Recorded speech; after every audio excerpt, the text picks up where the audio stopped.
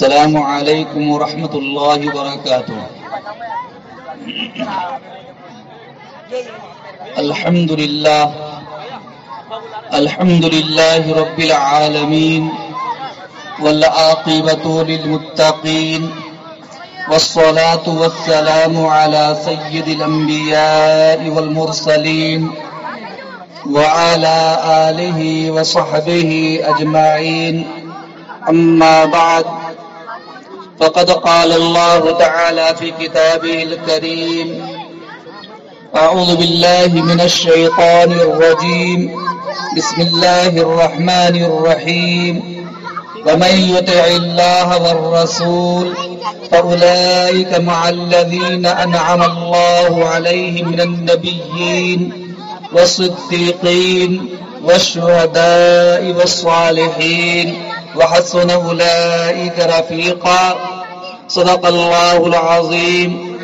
وعن عبد الله بن مسعود رضي الله تعالى عنه قال: قال رسول الله صلى الله عليه وسلم: لا تزال قدم ابن آدم من عند ربه يوم القيامة حتى يسأل عن خمس: عن عمره فيما أفناه، وعن شبابه فيما أبلاه، وعن ماله من أين اكتسبه وفيما أنفقه، وماذا عمل بما علم، رواه ابو داود، او كما قال علیہ الصلاۃ والسلام۔ عقابی روح جب بیدار ہوتی ہے جوانوں میں، نظر آتی ہے ان کو اپنی منزل آسمانوں میں، نہیں تیرا نشیمن قصر سلطانی کے گنبد پر، تو شاہی ہے بسیرا کر پہاڑوں کی چٹانوں میں۔ فضاؤں میں بسی خوشبو، زباں پہ کس کا نام آیا؟ وہی حضرت محمد عرش سے جن پر سلام آیا۔ نبی امی لقب لیکن معلم سارے عالم کے، رسالت کو ہے جس پر ناز، وہ خیر الانام آیا صلی اللہ علیہ وسلم۔ قابل صد تکریم علماء کرام، گرامی مرتبہ سامعین، میری ماں اور بہنیں اور مکتب تعلیم القرآن کے بچے اور بچیاں، آپ سب نے جو پروگرام سجایا، انتہائی درجہ مبارکبادی کے آپ سب قابل ہیں۔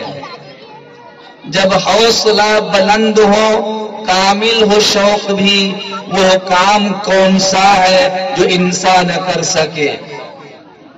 الحمدللہ میں نے شروع سے آخر تک تمام طلبہ اور طالبات کا پروگرام سنا اور دل جمعی کے ساتھ بیٹھ کر سنا۔ مکتب کا پروگرام مکتب کی حیثیت سے اوپر اٹھ کر بچوں نے الحمدللہ پیش کیا۔ ان سارے طلبہ اور طالبات کی کاوشوں کو اللہ بے حد قبول فرمائے، اور جن اساتذہ نے اپنی محنت ان کے پیچھے صرف کی ہے، اپنی جافشانی کے ساتھ جہد مسلسل اختیار کرتے ہوئے بچوں کو تیار کرایا، اللہ تعالی انہیں بھی بہترین اجر جزیل اور بہترین ثمرہ عطا فرمائے۔ ہم نے یہ بھی دیکھا کہ الحمدللہ کسی بچے کو انعام سے محروم نہیں رکھا گیا۔ مبارکبادی کے قابل ہیں وہ تمام حضرات اور تمام مائیں اور بہنیں جنہوں نے اس قرآن کی نسبت پر اپنی پاکیزہ گاڑھی کمائی کو ان کے لیے بطور ہدیہ تحفہ کے پیش کیا ہے۔ آپ کی یہ کمائی، آپ کی یہ رقم ضائع نہیں ہوگی۔ کل قیامت کے دن یہی بچے آپ کی شفاعت کا ذریعہ بنیں گے اور یہی بچے جنت میں لے جانے کا سبب بنیں گے۔ کتابوں میں ایک واقعہ لکھا ہے، دھیان سے سنیے، کتابوں میں ایک واقعہ لکھا ہے۔ قیامت کے دن ایک چھوٹا بچہ جنت میں جانے کا پروانہ دے دیا جائے گا کہ جنت میں چلے جاؤ، لیکن سارے جنتی جنت میں چلے جائیں گے اور وہ بیچ میدان حشر میں کھڑا ہوگا، کبھی دائیں دیکھتا ہوگا، کبھی بائیں دیکھتا ہوگا، سامنے دیکھتا ہوگا، پیچھے دیکھتا ہوگا، حیران ہوگا، پریشان ہوگا۔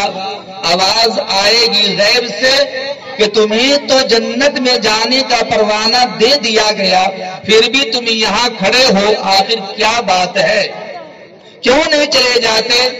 تو وہ بندہ کہے گا، اے پروردگار عالم، مجھے تنہا جنت میں جاتے ہوئے شرم آ رہی ہے۔ پوچھا جائے گا کیا مطلب؟ وہ کہے گا کہ جن لوگوں کی بنیاد پر میں جنت میں جانے کے قابل ہوں وہ تو جہنم میں جا چکے ہیں، میں تنہا جنت میں کیسے چلا جاؤں؟ دنیا میں لوگوں نے مجھے کھلایا، دنیا میں لوگوں نے مجھے پلایا، کپڑے پہنائے، کتاب کا انتظام کیا، درسگاہ کا انتظام کیا، تپائی کا انتظام کیا، استاذ کا انتظام کیا، قلم کاپی کا انتظام کیا، اور ان کی وجہ سے آج میں قرآن پڑھ کر جنت میں جا رہا ہوں۔ یہ کیسے ہو سکتا ہے کہ جنہوں نے مجھ پر احسان فرمایا وہ جہنم میں جائے اور میں جنت میں چلا جاؤں؟ اے پروردگار عالم، یہ مجھے گوارا نہیں، مجھے جہنم میں ڈال دیا جائے۔ اعلان ہوگا، اے میرے بندے یاد کر لو، تمہیں اختیار دیا جاتا ہے، دنیا میں جن جن لوگوں نے تیرے ساتھ احسان کا معاملہ کیا، محبت کا برتاؤ کیا، حسن سلوک کا برتاؤ کیا، جنہوں نے تم پہ مال خرچ کیا، یہاں تک کہ جنہوں نے محبت بھری نگاہ سے تجھے دیکھا، ان تمام کو اپنے اختیار سے جہنم سے چن چن کر اپنے ساتھ جنت میں لے جاؤ۔ الحمدللہ آپ سب نے ان بچے بچیوں کو بہت خطیر رقم، پاکیزہ رقم، گاڑی کمائی، جیب سے، بیگ سے، الماری سے نکال کر آپ نے پروگرام سے خوش ہو کر بچوں کو انعام کی صورت میں دیا ہے۔ یہ انعام آپ کا ضائع نہیں ہوگا، کل قیامت کے دن یہ انعام جنت میں جانے کا ذریعہ بن جائے گا۔ نبی کریم صلی اللہ علیہ وسلم نے قرآن کی تعلیم کو سب سے بہتر تعلیم قرار دیا ہے۔ پوری دنیا کے اندر سب سے بہترین جگہ مسجد ہوتی ہے اور سب سے بہترین محفل قرآن کی محفل اور قرآن کی مجلس ہوتی ہے، جس میں قرآن پڑھا جاتا ہے، حدیث پڑھی جاتی ہے، شریعت کی باتیں کی جاتی ہیں، دینی مسائل بیان کیے جاتے ہیں، لوگوں کی رہبری کی جاتی ہے۔ وہ محفل سب سے بہترین محفل ہے اور لوگوں میں سب سے بہترین وہ ہے جو قرآن سیکھی اور سکھائے۔ یہ میں نہیں کہتا بلکہ جناب محمد الرسول اللہ صلی اللہ علیہ وسلم کا فرمان ہے، بخاری شریف جز نمبر 3 صفحہ نمبر 39 حدیث نمبر 19 پر سیدنا عثمان غنی رضی اللہ تعالیٰ عنہ فرماتے ہیں، جناب محمد رسول اللہ صلی اللہ علیہ وسلم نے ارشاد فرمایا، خیرکم من تعلم القرآن وعلمہ، تم میں سب سے بہتر وہ ہے جو قرآن سیکھے اور دوسروں کو سکھائے۔ الحمدللہ یہ جو مکتب میں پڑھنے والے بچے بچیاں، ان پہ ہمیشہ اللہ کی رحمتیں نازل ہوتی رہتی ہیں۔ جب تک یہ مکتب میں رہتے ہیں قرآن کی تعلیم، نورانی قاعدہ کی تعلیم، اما پارا پڑھتے ہو، اردو پڑھتے ہو، ان کے اساتذہ پڑھاتے ہو، جتنی دیر تک یہ مکتب کی درسگاہوں میں رہتے ہیں اتنی دیر تک اللہ کی رحمتیں جھومتی رہتی ہیں، اللہ کا سکینہ نازل ہوتا رہتا ہے. اور یہ میں نہیں کہتا بلکہ تاجدار مدینہ محمد عربی صلی اللہ علیہ وسلم کا یہ فرمان ہے. ابو داؤد شریف جز نمبر 3 صفحہ نمبر 365 باب نمبر 614 حدیث نمبر 14 سے 41 پر حضرت ابو ہریرہ رضی اللہ تعالیٰ عنہ کی روایت ہے. نبی کریم صلی اللہ علیہ وسلم نے ارشاد فرمایا مجتمع قوم فی بیت من بیوت اللہ یتلون کتاب اللہ ویتدارسونہ بینہم الا نزلت علیہم السکینہ وغشیتہم الرحمہ وحفتہم الملائکہ وذکرہم اللہ فی من عندہ. ہمارے اور آپ کے آقا محمد عربی صلی اللہ علیہ وسلم نے ارشاد فرمایا جب چند لوگ اللہ کے گھروں میں سے کسی گھر میں جمع ہو جاتے ہیں قرآن کریم کی تلاوت کرتے ہیں، وہ ناظرہ پڑھتے ہو، دیکھ کر پڑھتے ہو، زبانی پڑھتے ہو، قرآن کریم کی تلاوت کرتے ہو اور آپس میں قرآن کریم کا درس و تدریس قائم کرتے ہو، درسگاہ قائم کرتے ہو، بچے کو پڑھاتے ہو، بچے پڑھتے ہو، تو حضور نے فرمایا الا نزلت علیہم السکینہ، اللہ تعالیٰ ان پر سکینہ نازل فرما دیتا ہے، وہاں دل کو سکون ملتا ہے. ایک انسان حیران ہوتا ہے، پریشان ہوتا ہے، دل مضطرب ہوتا ہے، پھڑپھڑاتا رہتا ہے، دماغ بے چین ہوتا ہے، لیکن جب وہ قرآن کی درسگاہ میں جاتا ہے اس کو سکون مل جاتا ہے، نیند آنے لگتی ہے، دماغ چین پا لیتا ہے اور اس کو راحت مل جاتی ہے، اس لیے کہ وہاں پر اللہ کا سکینہ نازل ہو رہا ہے. وغشیتہم الرحمہ، اور اللہ کی رحمت انہیں ڈھانپ لیتی ہے، رحمت ڈھانپ لیتی ہے. وحفتہم الملائکہ، اور فرشتے چہار جانب سے ان کا احاطہ کر لیتے ہیں اور اللہ تعالیٰ اس مجلس میں بیٹھنے والے مرد ہو یا عورت ہو، بچے ہو یا بوڑھے ہو، جوان ہو، امیر ہو یا غریب ہو، شہری ہو یا دیہاتی ہو، کوئی بھی ہو، اللہ تعالیٰ ان لوگوں کا تذکرہ اپنے مقرر فرشتوں کے سامنے کرتے ہیں. بعض روایتوں میں یہ ہے، یہ اعلان کر دیا جاتا ہے کہ جاؤ جاؤ میں نے ان تمام لوگوں کو مغفرت کا پروانہ عطا کر دیا. اللہ ہم سب کو یہ سعادت عطا فرمائے. دوستو یہ قرآن کی دنیا پر ہے، قرآن کو سینے سے لگایا جائے، اللہ تعالیٰ دل کو سکون عطا فرما دیتا ہے. قرآن کو آنکھوں سے لگایا جائے، اللہ تعالیٰ آنکھوں میں بینائی دے دیتا ہے. تبرک بالقرآن فإنہ کلام اللہ، قرآن سے برکت حاصل کرو اس لیے کہ یہ اللہ کا کلام ہے، اللہ کا کلام ہے. میرے عزیز دوستو انسان کا دل جب پاک ہوتا ہے، انسان کا دماغ پاک ہوتا ہے، نگاہیں گناہوں سے پاک ہوتی ہے تو اللہ تعالیٰ اسے اپنے نبی کا دیدار عطا فرما دیتا ہے. ابھی پرسوں کا واقعہ ہمارے مدرسے پروگرام ہو رہا تھا، حضرت شیخ زکریا رحمت اللہ علیہ کے نواسے آئے ہوئے تھے، انہوں نے ایک واقعہ بیان کیا مولانا الیاس صاحب رحمت اللہ علیہ کی والدہ کے سلسلے میں. واقعہ یہ تھا کہ وہ فرماتے ہیں مولانا الیاس صاحب رحمت اللہ علیہ، واقعہ یہ تھا کہ میری والدہ یہ کہتی تھی بیٹے 4 دن سے اللہ تعالیٰ سے دعا مانگتی ہوں، روزانہ اللہ تعالیٰ اپنے نبی کا دیدار کرا دے رہا ہے، روزانہ دعا مانگتی ہوں، نبی کا دیدار ہو جا رہا ہے، لیکن آج میں نے دعا مانگی اللہ کے نبی کا دیدار نہ ہو سکا. مولانا الیاس صاحب رحمت اللہ علیہ نے مراقبہ کیا، پتہ چلا کہ والدہ محترمہ کے کپڑے پر پیشاب کا معمولی سا چھینٹا پڑا ہوا تھا، جس کی وجہ سے نبی کریم صلی اللہ علیہ وسلم خواب میں تشریف نہیں لائے.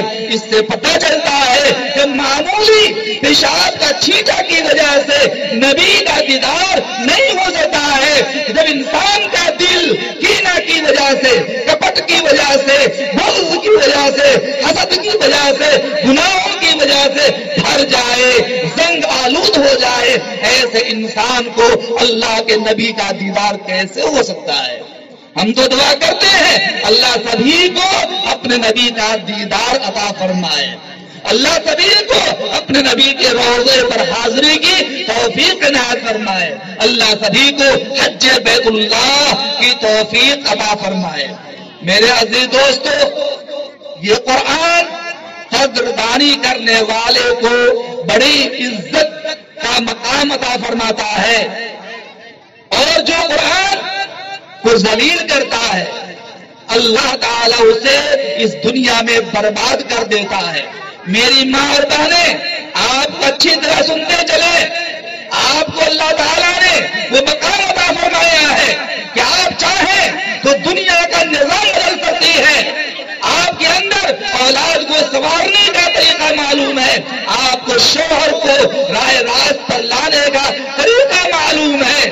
قطب الدین بختیار کاکی رحمت اللہ علیہ بڑے بزرگ ہیں، اللہ والے ہیں، وقت کے ولی ہیں، وہ فرماتے ہیں میں اپنی والدہ محترمہ کے پاس گیا، جب سننے شعور کو پہنچا والدہ کے پاس گیا اور والدہ سے کہا امی جان 4 دن سے لگاتار نبی کریم صلی اللہ علیہ وسلم کا دیدار ہو رہا ہے، نبی کا دیدار ہو رہا ہے۔ قطب الدین بختیار کاکی رحمت اللہ علیہ کی والدہ نے فرمایا اس میں تیرا کمال نہیں ہے بلکہ میرا کمال ہے، تیرا کمال نہیں ہے میرا کمال ہے۔ وہ کمال یہ ہے جب بھی میں تجھے بچپن میں دودھ پلاتی تھی پہلے میں وضو کر لیا کرتی تھی، پھر 100 مرتبہ درود شریف پڑھتی تھی، پھر تجھے دودھ پلاتی رہتی تھی، درود پڑھتی رہتی تھی، قرآن کی تلاوت بھی کرتی رہتی تھی، پھر اس کے بعد میں 100 مرتبہ درود پڑھ لیا کرتی تھی۔ اس کی برکت ہے کہ اللہ تعالیٰ تجھے نبی کا دیدار کرا رہا ہے، تجھے 4 دن بھی دیدار ہوا ہے، مجھے تو اللہ تعالیٰ روزانہ نبی کا دیدار کراتا تھا۔ میری ماں بہنیں، آپ کا وہ مقام ہے کہ آپ بچے کو مدرسہ بھیجیں یا نہ بھیجیں، گود میں دودھ پلانے کی حالت میں اپنے بچے کو آپ حافظ قرآن بنا سکتی ہیں۔ بابا فرید الدین گنج شکر رحمت اللہ علیہ تو کون نہیں جانتا، کون ماں بہن نہیں جانتی، ہر ایک کو معلوم ہے۔ بابا فرید الدین گنج شکر رحمت اللہ علیہ جب سن شعور کو پہنچے، مکتب میں جانے کے قابل ہوئے، جیسے مدرسہ تعلیم القرآن بچے بچیاں جا رہے ہیں اس طریقہ سے مکتب میں جانے قابل ہوئے، تو ان کی والدہ محترمہ نے انہیں ہاتھ پکڑا اور کہا چلو بیٹے مکتب میں تجھے لے چلتی ہوں، وہاں تجھے تیرے استاد بسم اللہ پڑھائیں گے۔ کتاب دبا کر اپنے بیٹے کے ساتھ مکتب کے اندر ماں پہنچتی ہے، ماں نے استاد سے کہا، مکتب کو استاد سے کہا کہ مولانا حافظ صاحب، قاری صاحب، مفتی صاحب، یہ میرا بچہ ہے، آج سے آپ کے پاس پڑھے گا، یہ پڑھنے کے لیے آپ کے پاس آیا ہے، آپ اسے کتاب شروع کرا دو، بسم اللہ پڑھا دو، بسم اللہ پڑھا دو۔ ماں کہہ رہی ہے بسم اللہ پڑھا دو۔ استاد نے بچے سے کہا بیٹے پڑھو بسم اللہ الرحمن الرحیم، پڑھو بسم اللہ الرحمن الرحیم۔ بابا فرید الدین گنج شکر رحمت اللہ علیہ نے بسم اللہ پڑھی، اور ابھی استاد آگے پڑھتا اس سے پہلے ہی الحمدللہ رب العالمین الرحمن الرحیم پڑھنا شروع کیا۔ سورہ فاتحہ پورا ہوا، الف لام میم شروع کر دی، پڑھتے پڑھتے پہلا پارا، دوسرا پارا، تیسرا پارا، چوتھا پارا، پانچواں پارا، یہاں تک ایک بیٹھک میں کل 15 پارے پڑھ گئے، 15 پارے پڑھے۔ ماں بچے کو مکتب میں لائی، پہلے مرتبہ استاد کے پاس پڑھانے کے لیے، جس طریقے سے میری ماں اور بہنیں اپنے بچوں کو لے کر حافظ صاحب آ جاتی، حافظ صاحب میرے بچے کی کتاب شروع کرا دو، بسم اللہ پڑھا دو۔ ماں کہتی ہے اسی طرح ماں نے وہاں بھی کہا تھا لیکن بچہ 15 پارے پڑھ گیا، استاد نے کہا ارے بڑھیا تم مذاق کر رہی ہو، تیرا بیٹا 15 پارے کا حافظ ہے اور تم میرے مکتب میں لے کر آئی ہو، کیا معاملہ ہے، کیا واقعہ ہے؟ تو ماں کہتی ہے، وہ سننے کے قابل میری ماں اور بہنیں، ماں کہتی ہے واقعہ یوں ہے حافظ صاحب کہ جب یہ بچہ میرے پیٹ میں آیا میں نے کبھی بھی حرام کا ایک لقمہ اپنے منہ میں نہیں ڈالا، ایک لقمہ حرام کا منہ میں نہیں ڈالا، اور جب یہ بچہ پیدا ہو گیا تو میں نے کبھی بھی بے وضو دودھ نہیں پلایا، جب بھی بچے کو دودھ پلاتی تھی پہلے وضو کرتی پھر اس کے بعد میں دودھ پلاتی، بچہ جب تک دودھ پیتا رہتا میں قرآن کریم کی تلاوت کرتی رہتی تھی، اس قرآن کریم کی تلاوت کو آغوش میں سن کر یہ بچہ 15 پارے کا حافظ ہو چکا ہے۔ میری ماں اور بہنیں، آپ کا وہ مقام ہے، آپ کی وہ حیثیت ہے کہ نبی نے فرما دیا جس گھر میں سب سے پہلے بیٹی پیدا ہوتی ہے رحمت کے فرشتے دروازے پر جا کر سلامی پیش کرتے ہیں۔ حضور نے فرما دیا اللہ تعالیٰ جس کو 2 بیٹیاں دے دے یا 2 بہنیں عطا فرمائے، 3 بیٹیاں دے دے، 3 بہنیں عطا فرما دے، وہ اچھی پرورش کرے، ادب سکھائے، تعلیم سکھائے، جب بالغ ہو جائے تو اچھا گھرانہ تلاش کر کے شادی بیاہ کر دے۔ حضور نے فرمایا کل قیامت کے دن میرے میں اور اس میں اتنا فاصلہ ہوگا جتنا کہ ان 2 انگلیوں کے درمیان میں فاصلہ نظر آ رہا ہے، اتنا فاصلہ ہوگا۔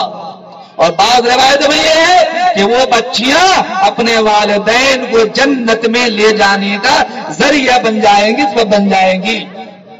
میرے دوستو، یہ میری ماں اور بہنیں، ان کا مقام ہوا ہے کہ نبی نے فرما دیا کہ عورتوں کی زندگی کے 4 لمحے ہوتے ہیں، عورت کبھی بیٹی ہوتی ہے، عورت کبھی بہن ہوتی ہے، عورت کبھی بیوی ہوتی ہے، عورت کبھی ماں ہوتی ہے۔ جب یہ عورت بیٹی ہوتی ہے اس کے ہاتھ میں عصمت کا کنگن ہوتا ہے، جب یہ عورت بہن ہوتی ہے اس کے سر پر عفت اور عصمت کا، پاکیزگی کا، پاک دامنی کا دوپٹہ ہوتا ہے، جب یہ عورت بیوی ہوتی ہے اس کے دل میں شوہر کے لیے وفا کی موجیں ہوتی ہیں، اور جب یہی عورت ماں بن جاتی ہے ان کے قدموں تلے جنت ہوتی ہے۔ ان الجنت تحت اقدام الامہات، جنت ماں کے قدموں کے نیچے ہے۔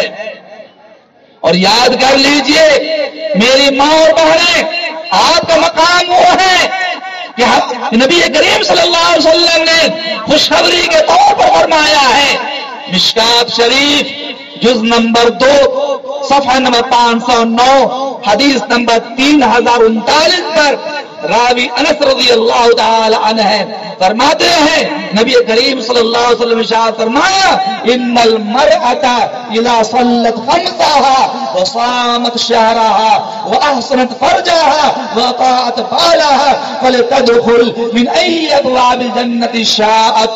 حضور نے فرمایا عورت جب 5 وقت کی نماز پڑھتی ہے، 5 وقت کی نماز پڑھتی ہے، اوابین پڑھے نہ پڑھے، چاشت پڑھے نہ پڑھے، سال تسبیح پڑھے نہ پڑھے، 5 وقت کی نماز، فجر کی نماز، ظہر کی نماز، عصر کی نماز، مغرب کی نماز، عشاء کی نماز، 5 وقت نماز پڑھتی ہے۔ رمضان کا مہینہ آ جائے روزہ رکھ لیا کرتی ہے اور اپنی عزت و آبرو کی حفاظت کرتی ہے، سر کو ڈھانپتی ہے۔ میں اس جگہ رک کر کے ایک بات کہنا چاہتا ہوں، حیدرآبادی بستی کے نوجوانوں، واقعی میں آپ نے ایک مثال قائم کر دی ہے۔ جو بچیوں نے قرآن پیش کیا، ہر بچی کے جسم پر نقاب برقع نظر آ رہا تھا۔ الحمدللہ جب آپ مکتب کی تعلیم میں بچیوں کو نقاب بنا کر بھیجیں گے، اسکارف میں بھیجیں گے، برقع میں بھیجیں گے، تو یہی بچیاں آگے چل کر گھر والوں کے لیے رحمت بن جائیں گی، رحمت بن جائے گی۔ ان سے کسی فتنے کا کوئی خطرہ نہیں ہو سکتا ہے، کیونکہ استاد نے ان کے سر پر دوپٹہ ڈال دیا ہے، اور ہمارے نبی بھی دنیا میں عورتوں کے سر پر دوپٹہ ہی ڈالنے کے لیے آئے تھے، عزت دلانے کے لیے آئے تھے، افتخار دلانے کے لیے آئے تھے۔ مکتب میں رہ کر استاد نے اور استاد کے ساتھ مل کر جوانوں نے بچیوں کے سر پہ دوپٹہ ڈالا ہے۔ اللہ تعالیٰ اس نیک نیت والے کام کو بے حد قبول فرمائے، اور پوری بستی کے اندر اللہ تعالیٰ حجاب اور پردے کا نظام اور معمول کو قائم اور دائم کر دے۔ میرے عزیز دوستو، یہ ہماری ماں اور بہنیں جب رمضان کا روزہ رکھ لیں، اپنی عزت و آبرو کی حفاظت کر لیں، اور اپنے شوہر کی طاعت و فرما برداری کر لیں، تو ہمارے اور آپ کے آقا محمد عربی صلی اللہ علیہ وسلم نے یہ ارشاد فرمایا، فَلْتَدْخُلْ مِنْ أَيِّ أَبْوَابِ الْجَنَّةِ شَاءَتْ، جنت کے جس دروازے سے چاہو جنت میں داخل ہو جاؤ۔ یہ حضور نے فرمایا۔ یہ قرآن کی محفل ہے، سب سے بہترین محفل ہے۔ قرآن پڑھا گیا، نعت رسول پڑھی گئی، مکالمہ پیش کیا گیا، وضو کے فرائض، غسل کے فرائض، نماز کے ارکان، سب چیزوں پر اس جگہ بحث ہوئی، بچوں نے پروگرام پیش کیا۔ یہ سب کے سب تعریف کے قابل ہیں۔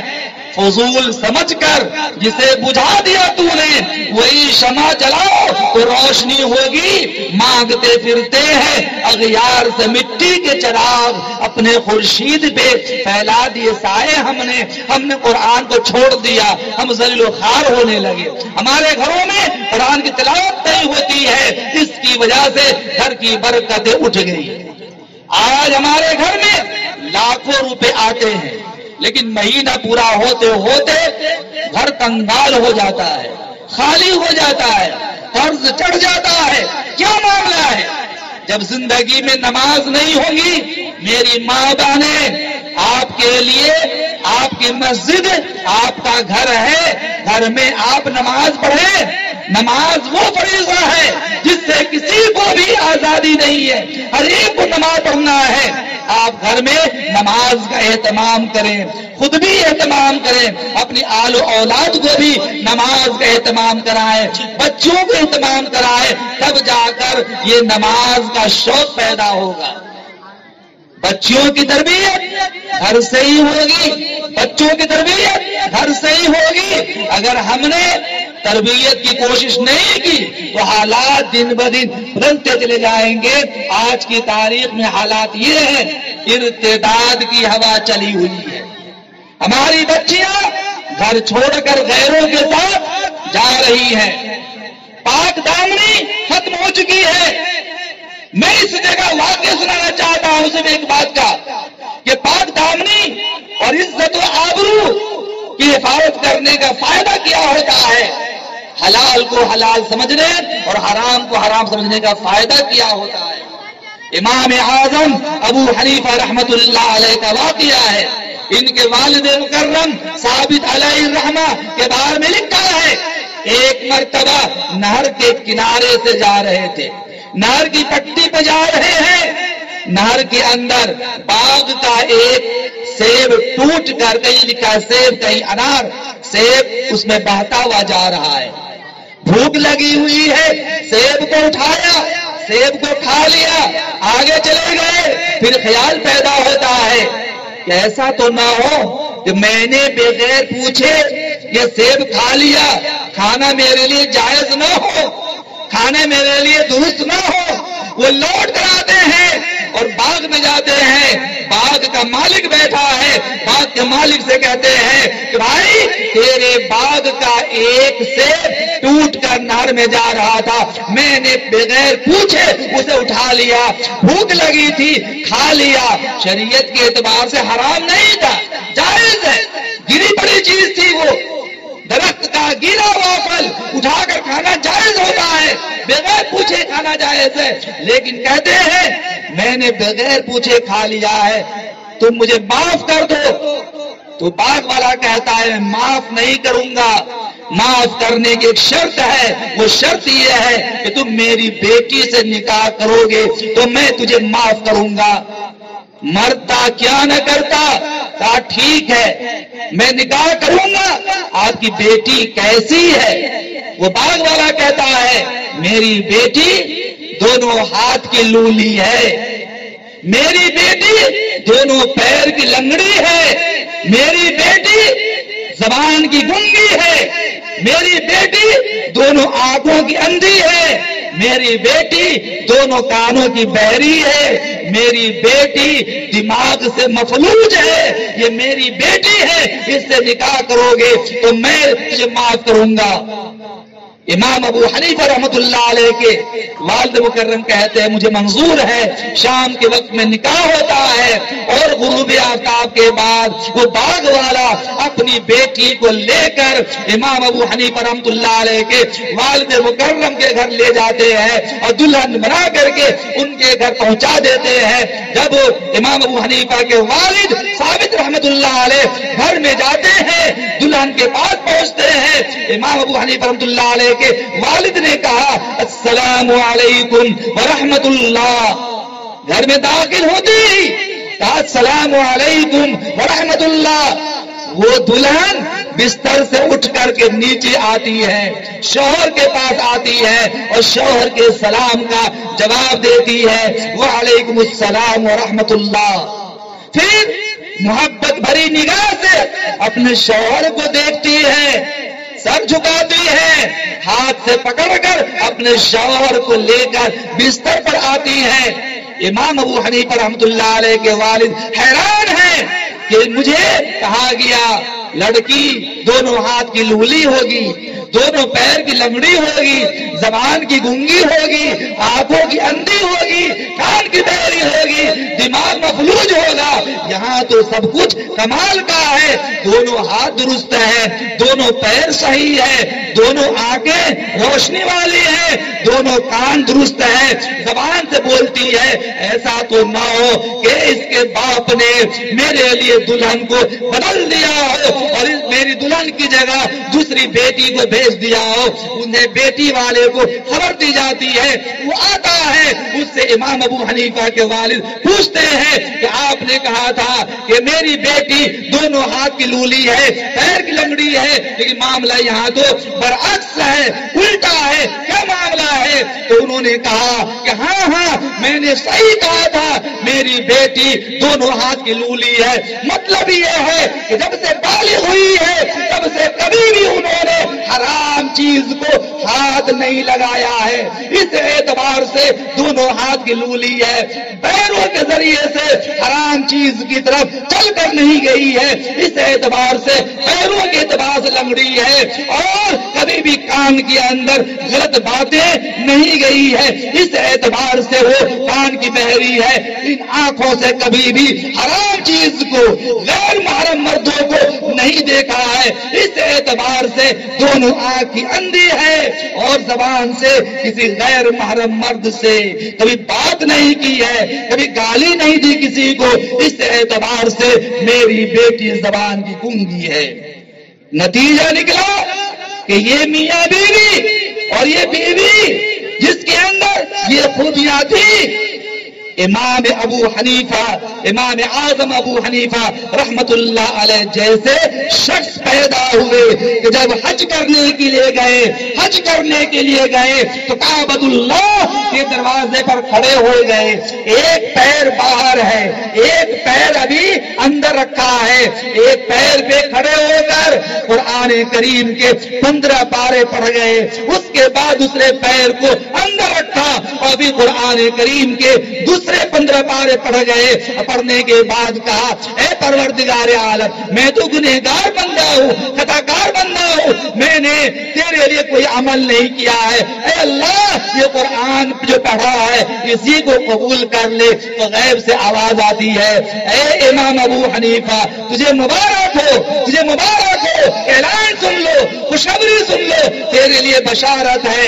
تو نے قرآن و حدیث کی روشنی میں جو فقہ کو مدون کیا ہے، مسائل شرعیہ کو واضح کیا ہے، قرآن کی روشنی میں، حدیث کی روشنی میں تیری یہ خدمت اس قدر مقبول ہے کہ میں نے تجھے بھی معاف کرنے کا اعلان کر دیا ہے، اور جو لوگ ان مسائل پر عمل کریں گے ان کی بھی معافی کا اعلان کر دیا ہے. میرے عزیز دوستو، یہ ہے پاکیزگی کی پہچان. لیکن آج ہمارا حال کیا ہے؟ میری ماں بانے سنتے چلے، میں بات ختم کر رہا ہوں وقت کی نزاکت کو دیکھتے ہوئے، لیکن چونکہ عبادت کی رات بھی ہے اس لیے ذرا سنتے چلے آپ. اس کے برعکس اگر انسان گناہ کرتا ہے، توبہ کر لیتا ہے، التائب من الذنب کمن لا ذنب له، گناہوں سے توبہ کرنے والا ایسا ہے گویا گناہ کیا ہی نہیں. توبہ گناہ کرتا ہے، دل پہ سیاہ نقطہ پڑ جاتا ہے، توبہ کر لیتا ہے تو نقطہ دھل جاتا ہے. لیکن اگر کوئی انسان گناہ کرتا جائے، ایک گناہ کرے، ایک نقطہ پڑ گیا، مرد کرے یا عورت کرے، گناہ جھوٹ بولنا گناہ ہے، غیبت کرنا گناہ ہے، بدگمانی کرنا گناہ ہے، پڑوسیوں کو ستانا گناہ ہے، حرام کاری گناہ ہے، سودی لین دین کرنا گناہ ہے. معاشرے کے اندر جو ہماری عورتیں سود لین دین کرتی ہیں وہ سب شکلیں حرام ہیں. جھوٹ بولنا اور پڑوسیوں کو ستانا، گالی گلوچ کرنا، نماز نہ پڑھنا، زکوٰۃ نہ دینا مالدار ہونے کے باوجود، عالم علماء کے خلاف آواز اٹھانا، قرآن کے خلاف باتیں کرنا، مذہب کے خلاف باتیں کرنا، اتحاد کے خلاف باتیں کرنا، یہ تمام چیزیں گناہوں میں سے ہیں. حرام چیزوں پر نگاہ ڈالنا گناہ ہے. انسان کو خیال نہیں ہوتا کہ میں گناہ کر رہا ہوں، گناہ سرزد ہو جاتا ہے، گناہ سرزد ہو جاتا ہے. انسان سوچتا ہے میں اچھا کام کر رہا ہوں، میں اچھا کام کر رہا ہوں، لیکن اس سے غلطی سرزد ہوتی رہتی ہے. کیسے؟ میں ایک مثال دینا چاہتا ہوں، واقعہ سنانا چاہتا ہوں. اس طور پر ایک بہرا آدمی، معاف کیجئے اگر کوئی کان سے کم سنتے ہو، وہ مراد نہیں یہاں پر ہے، ایک واقعہ ہے. ایک انسان بہرا ہے، دونوں کان سے کم سنتا ہے. اس کے پڑوس میں ایک مالدار آدمی رہ رہا تھا، بیمار پڑ گیا. اس نے دیکھا کہ میرے پڑوسی مالدار آدمی کے گھر بہت سارے لوگ آ رہے ہیں جا رہے ہیں. سمجھا ہو سکتا ہے کہ میرا پڑوسی بیمار پڑ گیا ہو جس کی تیمارداری کے لیے یہ لوگ آ رہے ہیں جا رہے ہیں. تیمارداری کرنا، بیمار پرسی کرنا بخاری شریف کی روایت ہے. ہمارے اور آپ کے آقا جناب محمد رسول اللہ صلی اللہ علیہ وسلم نے ارشاد فرمایا، جب ایک مومن انسان، کسی مومن انسان بیمار آدمی کی تیمارداری کے لیے صبح میں جاتا ہے، شام تک 70,000 فرشتے تیمارداری کرنے والوں کے لیے مغفرت کی دعائیں کرتے رہتے ہیں. اور اگر شام کو تیمارداری کے لیے جائے تو اگلے دن کی صبح تک 70,000 فرشتے مغفرت کی دعائیں کرتے رہتے ہیں. کتنا آسان عمل ہے، کتنا بڑا اجر و ثواب ہے. حضور نے فرمایا ایک مسلمان دوسرے مسلمان کو مسکرا کر اگر ملتا ہے تو مسکرا کر ملنا صدقہ ہے. حضور نے فرمایا جب دو مومن آپس میں ملیں اور ایک دوسرے کو سلام کریں، پھر ایک دوسرے سے مصافحہ کریں، تو حضور نے فرمایا، ابو داؤد کی روایت ہے کہ دونوں کے ہاتھ ایک دوسرے سے جدا ہونے سے پہلے اللہ دونوں کے گناہوں کو معاف فرما دیتا ہے. مرد جس طرح مرد سے مصافحہ کرتا ہے، عورت سے مصافحہ کرے، سلام کرے، مصافحہ کرے، اس کے لیے بھی یہ اجر و ثواب ہے.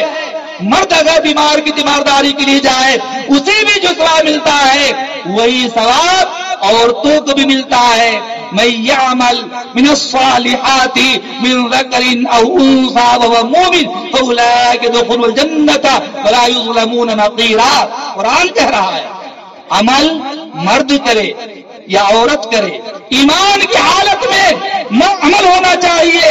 اللہ تعالیٰ ایسے لوگوں کو جنت میں داخل کرے گا اور ان پر ذرہ برابر ظلم نہیں کیا جائے گا، ان کے ثواب میں کمی نہیں کی جائے گی، کمی نہیں کی جائے گی۔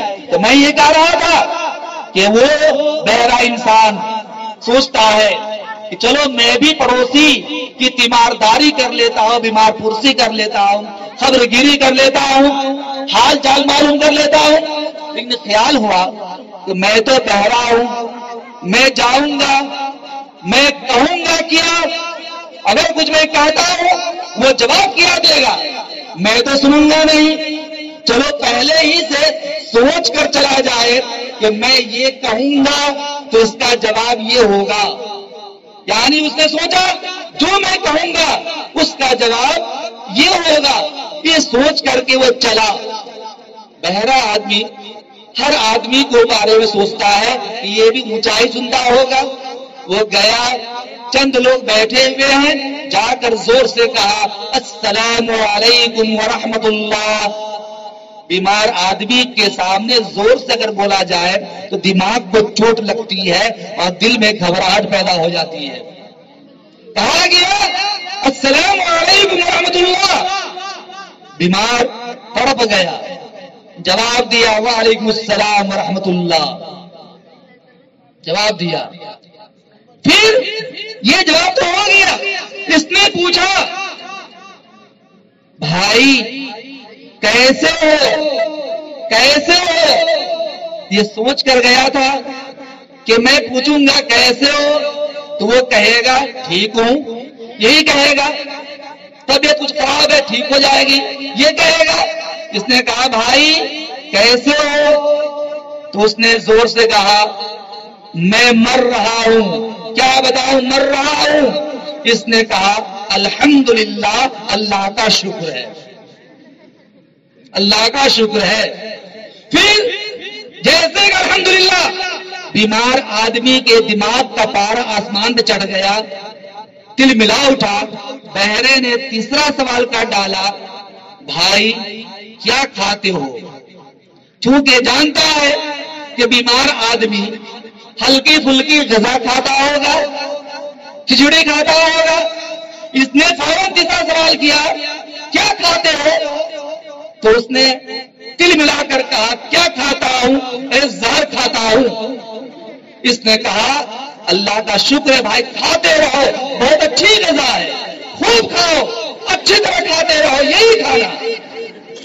وہ اور دل ملایا۔ اس نے پوچھا، چوتھا سوال کیا کہ بھائی کس ڈاکٹر کا علاج چل رہا ہے؟ چونکہ سوچ رکھا تھا مالدار آدمی ہے، مالدار اچھے ڈاکٹر سے علاج کرایا گا۔ فوراً کہا کس کا علاج چل رہا ہے؟ بیمار دل ملا کر کہا ارے علاج کس کا چلے گا، بس اسرائیل علیہ السلام کا ہی علاج چل رہا ہے۔ اس نے کہا بہت بڑھیا ڈاکٹر ہے، شوق سے علاج کراتے رہے۔ میرے بھائیوں دوستو، میری ماں بہنوں، آج ہم سے یہی غلطی ہو رہی ہے۔ آج ہم نے اپنے بچوں کی تربیت نہیں کی ہے۔ ہمارا خیال یہ ہے ہمارا بچہ مکتب میں جا رہا ہے، اسکول میں جا رہا ہے، لیکن ہماری بچی، ہماری بہنیں اسکول میں جاتی ہیں، کالج میں جاتی ہیں، یونیورسٹی میں جاتی ہے، یا یہ کہ وہ اپنے دوستوں کے ساتھ میں پارک میں جاتی ہے، سمندر کنارے جاتی ہے، مارکیٹ کرنے جاتی ہے، شاپنگ کرنے جاتی ہے، ہوٹلوں میں جاتی ہے، یا یہ کہ کہاں جاتی ہے اس کی خبر ہمیں نہیں ہوتی، کیونکہ ہم نے اپنی بچی کو گھر سے روانہ کر تو دیا ہے، لیکن ہم نے اس کی فکر نہیں کی ہے کہ ہماری بچی سیف حال میں اپنے گھر لوٹ پائے گی یا نہیں پائے گی۔ آج کا حال یہ ہے، ایک نہیں، دو نہیں، ہزاروں کی تعداد میں لڑکیاں غیروں کے ساتھ بھاگ رہی ہیں، اور اس کی بنیادی وجہ یہ ہے کہ آج ہمارے پاس اپنی بچیوں اور اپنے بچوں کی تربیت کا وقت نہیں ہے۔ بچہ 3 سال کا ہوا، ماں نے اسے کانوینٹ میں بھیج دیا، نرسری کلاس میں داخلہ کروا دیا۔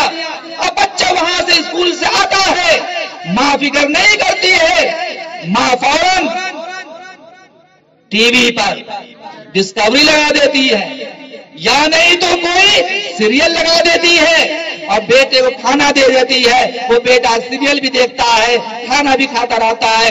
رات کا وقت ہوتا ہے، جوان بیٹی، جوان بیٹا، شوہر، بیوی، سارے لوگ ساتھ بیٹھے ہوتے ہیں، ننگی فلمیں چلتی رہتی ہے، گندی فلمیں آتی رہتی ہیں، ایڈلٹس فلمیں تصویریں آتی رہتی ہیں، باپ بھی دیکھ رہا ہے، بہن بھی دیکھ رہی ہے، بیٹی بھی دیکھ رہی ہے، بیٹا بھی دیکھ رہا ہے۔ بے غیرت ہے وہ باپ، بے غیرت ہے وہ ماں جو اپنی نظروں کے سامنے میں ننگی تصویر خود بھی دیکھ رہی ہے اور جوان بیٹی کو بھی دکھا رہی ہے۔ نتیجہ کیا نکلتا ہے؟ میری ماں بہنیں، واقعہ غلط تو ہے، برا لگے گا آپ کو، لیکن میں آج کھل کر کہنا چاہتا ہوں، پڑوسی ملک کا واقعہ ہے کہ ماں اور باپ کسی فنکشن میں چلے جاتے ہیں، جوان بیٹا، جوان بیٹی گھر میں موجود ہے، بیٹا بھی موجود ہے، بھائی بہن دونوں بیٹھے ہوئے ہیں، تازہ واقعہ ہے، زیادہ دن نہیں گزرے اس کے، فرمایا کہ جوان بیٹا، جوان بیٹی، بھائی بہن دونوں گھر میں بیٹھے ہوئے ہیں، بلو فلم چل رہی ہے، دونوں جوانی کے جذبات میں مغلوب ہو گئے، بھائی بہن کے ساتھ زنا کر رہا ہے، زنا کر رہا ہے، کیونکہ گندی فلمیں دیکھتے ہوئے جذبات پہ قابو نہ رکھ سکے ہیں، زنا کر رہا ہے۔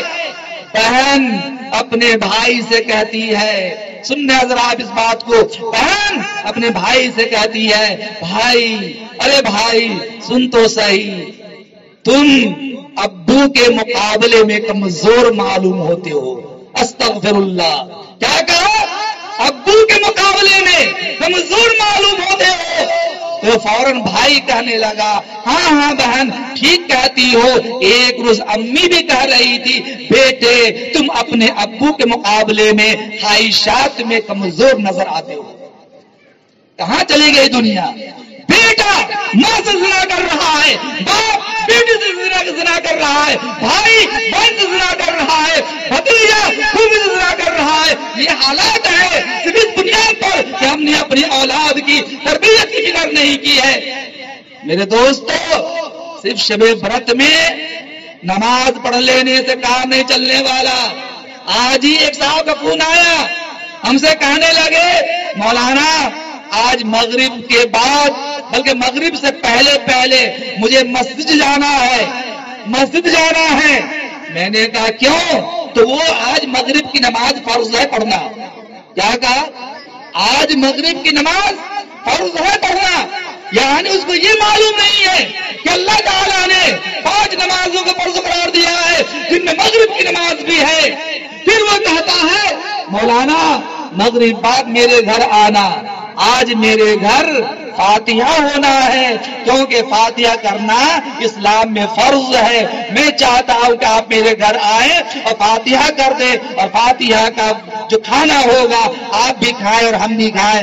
یہ ہے لوگوں کی بے دینی کا حال۔ پورے سال کبھی مسجد کا دروازہ نہیں دیکھا، مسجد دروازہ نہیں دیکھا۔ واقعہ ہے، ایک مرتبہ ایک آدمی کا بیل مسجد میں چلا گیا، لوگوں نے اسے دھتکارا، للکارا، بھگایا، بیل والا آ گیا لڑنے کے لیے۔ لوگوں نے کہا بیل کو باندھ کر رکھو، تیرا بیل مسجد میں آ گیا ہے۔ تو کیا کہتا ہے مولانا، ارے مولانا سنو، یہ بیل بیوقوف تھا، مسجد میں آ گیا، کبھی مجھ کو مسجد میں آتے ہوئے تو نے دیکھا ہے؟ کبھی تو نے مسجد میں آتے ہوئے مجھے کبھی دیکھا ہے؟ یہ ہے لوگوں کے حالات، یہ ہے بے دینی کی حالت۔ میرے دوستو، شب برات ہے، یہ رات چھٹکارے کی رات ہے، لیلۃ المبارکہ ہے۔ عطا بن یسار رحمۃ اللہ علیہ فرماتے ہیں کہ لیلۃ القدر کے بعد تمام راتوں میں سب سے بہترین رات اگر کوئی رات ہے تو وہ شب برات کی رات ہے، کیونکہ لیلۃ المبارکہ ہے، لیلۃ الرحمہ ہے، لیلۃ الصف دستاویز کی رات ہے، لیلۃ البرات چھٹکارے کی رات ہے۔ اس رات میں اللہ تعالیٰ قبیلہ بنی کلب کے جسم کے بکریوں کے جسم پر جتنے بال ہیں ان سے کہیں زیادہ لوگوں کو جہنم سے خلاصی عطا فرما دیتا ہے، رہائی عطا فرما دیتا ہے۔ یہ اللہ تعالیٰ کا وعدہ ہے۔ اس رات میں ویسے اور رات کے اندر بھی، لیکن خاص طور پر اس رات میں آدھی رات گزرنا دور کے بعد غروب آفتاب ہوتے ہی اللہ تعالیٰ آسمان دنیا پر نزول فرما لیتا ہے، اعلان کرتا ہے کوئی مغفرت طلب کرنے والا، میں اس کے گناہوں کو معاف کر دوں۔ یہ نہیں کہا مرد، یہ نہیں کہا عورت، مطلقاً کہا ہے کوئی گناہوں سے مغفرت طلب کرنے والا جن کے گناہوں کو میں معاف کر دوں، ہے کوئی روزی طلب کرنے والا جن کو میں روزی عطا کر دوں، ہے کوئی پریشان حال جن کی پریشانی کو میں دور کر دوں۔ اللہ کا اعلان ہوتا ہے، لیکن ہمارا حال ہے شب برت کو ہم نے شب خوراک، شب حلوہ، شب پوشاک بنا دیا ہے۔ آج کی تاریخ میں مارکیٹ میں لوگ شب برات بنانے کے لیے کپڑے خریدنے جا رہے ہیں، عمدہ قسم کے کھانے تیار کر رہے ہیں۔ یہ رات کھانے پینے کی نہیں ہے، کھانا پینا روزانہ کھائے، حلوہ روزانہ بنائیں، جس دن چائے بنائیں، لیکن یہ خاص کر لینا کہ آج کی رات میں حلوہ بنانا ضروری ہے۔ اگر حلوہ نہ بنایا جائے تو ایمان ادھورا رہ جائے گا۔ یہ ہمارے دماغ کی خرابی ہے۔ یہ رات عبادت کی رات ہے، مغفرت مانگنے کی رات ہے، روزی میں فراخی مانگنے کی رات ہے، صحت مندی کی رات ہے، ٹہلنے کی رات نہیں ہے۔ قبرستان جانا، گروہ کی شکل میں آتش بازی کرنا، مذاکرے کرنا اور گاڑیاں ریسنگ کرنا، بھولٹ پھوڑنا، یہ مسلمانوں کا شیوا نہیں۔ یہ رات موت کو یاد کرنے والی رات ہے، رب کو راضی کرنے والی رات ہے، گناہوں کو مٹانے والی رات ہے۔ اس رات میں آپ قرآن کی تلاوت کیجیے، تنہائی والی عبادت کیجیے۔ مسجد میں بھیڑ لگانے کی ضرورت نہیں ہے۔ مسجد میں اگر جاتے ہیں ایک کونے میں بیٹھ جائیے، قرآن کی تلاوت کیجیے، توبہ استغفار کیجیے، گریزاری کیجیے، اللہ کے سامنے گڑ گڑائیے، درود پڑھیے، توبہ استغفار کیجیے، تسبیحات پڑھیے اور قرآن کی تلاوت کیجیے، نفل نمازیں پڑھیے، تہجد کی نمازیں پڑھیے، صلاۃ التسبیح کی نمازیں پڑھیے۔ صلاۃ التسبیح کی نماز وہ نماز ہے جس کے پڑھنے کی وجہ سے اللہ تعالی زندگی کے پچھلے گناہوں کو معاف کر دیتا ہے، معاف کر دیتا ہے۔ عالموں سے پوچھ لیجئے طریقہ کیا ہے، تسبیح کی نماز پڑھنے کا طریقہ کیا ہے۔ میرے دوستو بہرے کہ یہ قرآن کی محفل تھی، ہے اور کہنا یہ چاہتا ہوں، قرآن نے خود کہا، میں بات ختم کر رہا ہوں، قرآن نے خود کہہ دیا ان هذا القرآن يهدي للتي هي اقوم ويبشر المؤمنين الذين يعملون الصالحات ان لهم اجرا كبيرا۔ بلا شبہ قرآن سب سے سیدھی راہ کی طرف رہنمائی کرتا ہے، اور سب سے سیدھی راہ وہ راستہ ہے جس کے بارے میں نبی کریم صلی اللہ علیہ وسلم نے فرمایا اہدنا الصراط المستقیم، قرآن کی آیت کو پیش فرما دیا۔ اور یہ قرآن نیک عمل کرنے والوں کے لیے خوشخبری سناتا ہے کہ ایسے لوگوں کے لیے بڑا اجر و ثواب ہوگا۔ میرے عزیز دوستو، آپ میں بہت سے لوگ مالدار بھی ہوں گے، رمضان آ رہا ہے، غریبوں کی مدد کرنا، خیرات کرنا، صدقہ کرنا، زکوٰۃ دینا، رمضان کے آنے سے پہلے پہلے اپنی زندگی کو پاک کر لینا تاکہ رمضان میں روزہ جیسی عبادت، پاک پوتر عبادت اللہ کے دربار میں اچھی طرح قبول ہو جائے۔ اور گھر میں قرآن کی کثرت سے تلاوت کرنا۔ ماں بہنوں، میں آپ سے آخری بات یہ بتا دوں، آپ میں بہت ساری ماں بہنیں وہ ہیں جنہوں نے قرآن پڑھا ہوگا، قرآن جانتی ہوگی، پڑھنا جانتی ہوگی، تلاوت کرتی ہوگی۔ عثمان غنی رضی اللہ تعالی عنہ عبداللہ ابن مسعود رضی اللہ تعالیٰ عنہ کی خدمت میں آئے اور کہا اے عبداللہ تم بیماری کی حالت میں ہو، میں چاہتا ہوں بیت المال سے کچھ پیسے کچھ چیزیں لا کر تمہیں دے دوں تاکہ تم اپنی زندگی میں خرچ کرو، علاج معالجہ کراؤ۔ تو عبداللہ مسعود نے کہا کہ مجھے تیرے پیسے کی ضرورت نہیں، امیر المومنین سے کہا جا رہا ہے مجھے تیرے پیسے کی ضرورت نہیں ہے۔ کہا کہ لے لو، ہو سکتا ہے تجھے کام نہ آئے لیکن تیری بیٹیوں کو کام آ جائے۔ تو عبداللہ مسعود نے کہا کہ مجھے اپنی بیٹیوں کے بارے میں کوئی فکر نہیں ہے، کیونکہ ہم نے اپنی بیٹیوں کو روزانہ عشاء کی نماز کے بعد سورہ واقعہ پڑھنے کا حکم دے دیا ہے، کیونکہ جناب محمد عربی صلی اللہ علیہ وسلم نے یہ ارشاد فرمایا ہے کہ جس گھر میں سورج غروب ہونے کے بعد سورہ واقعہ کی تلاوت کی جاتی ہے اللہ تعالیٰ اس گھر میں کبھی فاقہ داخل نہیں ہونے دیتا ہے، غریبی کو دور کر دیتا ہے، رزق کی تنگی کو دور کر دیتا ہے، غریبی دور کر دیتا ہے۔ اس لیے مجھے تیرے پیسے کی ضرورت نہیں ہے۔ میری بہنیں یہاں سے جانے کے بعد آپ گھر میں نماز عشاء کی پڑھیں، اس کے بعد کھانا پینا نہ کھائے ہو تو کھانا پینا کھانے کے بعد اچھی طرح جب ساری ضروریات فارغ ہو جائیں تو قرآن لے کر جہاں نماز بچھا کر بیٹھ جانا، قرآن کی تلاوت کرنا، توبہ استغفار کرنا، درود پڑھنا، وقت نائے پڑھنا ہے، نفل نمازیں پڑھنا، تہجد کی نماز پڑھنا اور فجر کی نماز جماعت، فجر کی نماز پڑھ کر کے تب جا کر اپنا سونا اگر سونا ہو تو۔ اور جوانوں آپ سے کہنا چاہتا ہوں کہ مٹر گشتی کیے بغیر، سیر و تفریح کیے بغیر، محلے محلے گلی گلی گھومے بغیر، بازار میں سیر و تفریح کرنے کے بجائے آپ مسجد میں چلے جائیں یا اپنے گھر میں تنہائی میں بیٹھ جائیں اور رو رو کر رب سے دعا کریں حالات کی تبدیلی کے لیے، اپنی خیر و عافیت کے لیے، اور بھی بدترین حالات آنے والے ہیں، ہونے والے ہیں، اس لیے ہماری اور آپ کی ذمہ داری ہے اس رب کو رو رو کر منا لیا جائے۔ جب منا لیں گے رب راضی ہو جائے گا تو زندگی کی پریشانیاں دور ہو جائیں گی۔